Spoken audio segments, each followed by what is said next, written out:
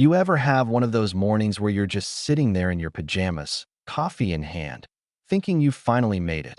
Like really made it, you know? That was me, Marcus Dalton, 54, retired firefighter, living on the land my granddad left me. 30 acres of pine trees and deer in Colorado. Nothing but clean air and the sound of my old dog Duke chasing butterflies through the grass. All I wanted was a little peace after years of sirens and city noise. And for a while, that's exactly what I had. But let me tell you, peace has a funny way of poking the bear, especially if that bear drives an expensive SUV and thinks she runs the world. That I still remember the first time I heard her voice. Ma'am, we need you to step out of your house with your hands where we can see them.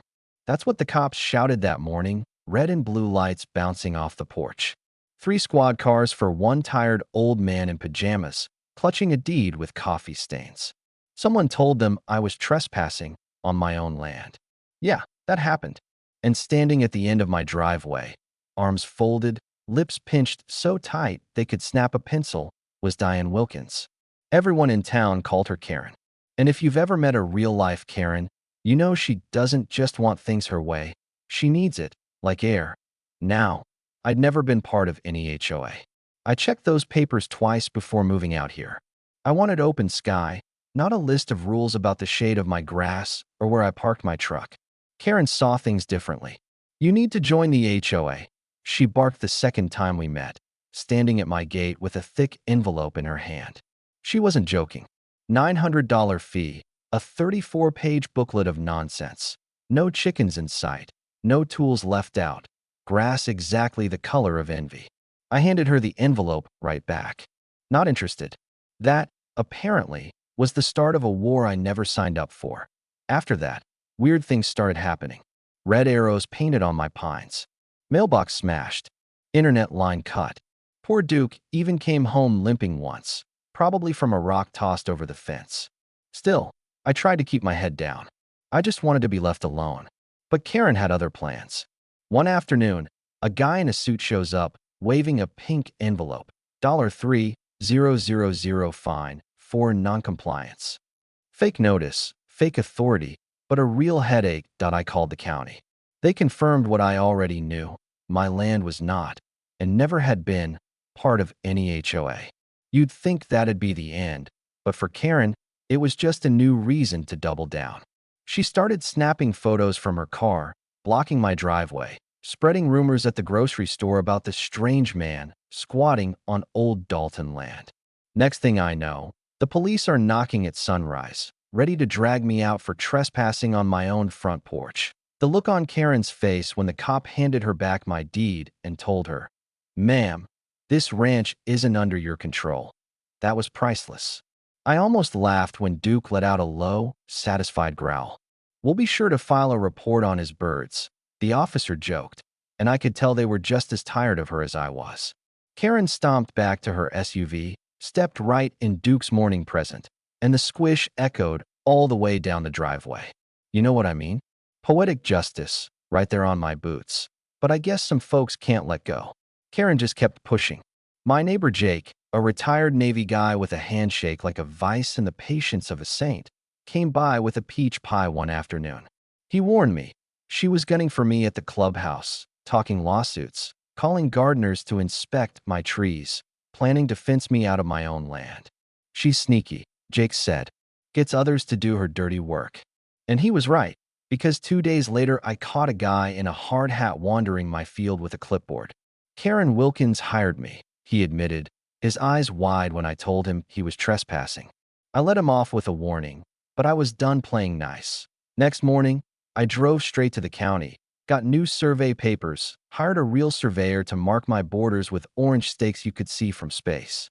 At the next HOA meeting, I walked in, boots dusty, flannel shirt, stack of legal folders under my arm, and handed out copies of my deed, the survey, a warning letter. Keep this up, and I'll sue. The room went silent. Some folks nodded, others just stared at Karen, whose mouth worked like a beached fish. Jake stood up beside me. "The only thing lowering our home values is your behavior, Karen." That got a round of applause. For a second, I thought it might finally be over, but then came the flood. Middle of the night. I woke to the sound of water roaring like a freight train.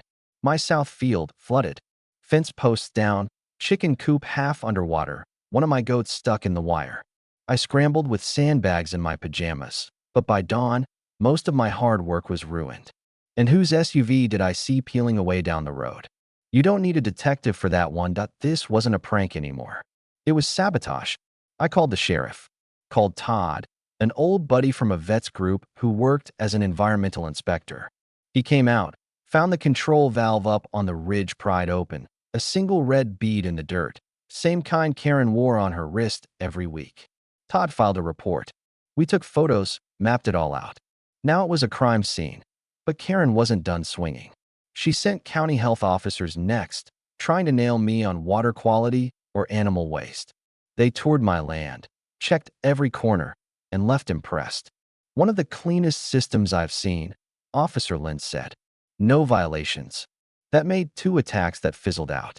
Karen was losing steam, but she still had one more card to play. Fire. I smelled the smoke before I saw the flames, shed burning on the edge of Evergreen Heights, wind pushing fire toward my field. Instinct kicked in. I fought that fire for 20 minutes before the engines showed. Saved their houses, even Karen's. And you know what she did?